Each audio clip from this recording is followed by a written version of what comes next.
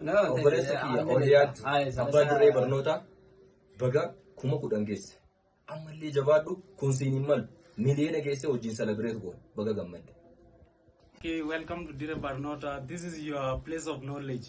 Next, we are going to 50k. Tell your friend to tell a friend. We are going to 50k. Subscribe and share. Thank you. Thank you. Wow. Baga 10k geesse. Jabaadhu itti fufi si wajjiin jirra.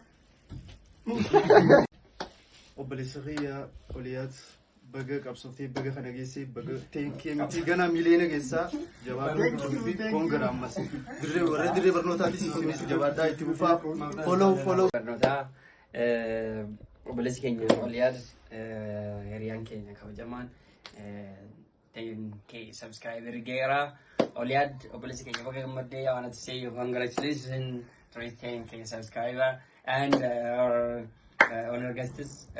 Thank you for joining us and Martin Dire Barnota ammo subscribe godha share like comment godhun dagatinai.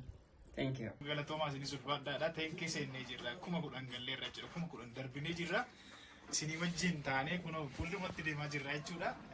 Har'a kanaa wal qabatee jechuudha. Hiriyoonni koo mooraa yuunivarsiitii Finfinnee keessa hiriyoonni baay'een jaalladhu. Even warra dhibbaa sabsii yookaan sabskraayibarii dhibbaa keessaa isaan kun hundi isaanii jechuudha.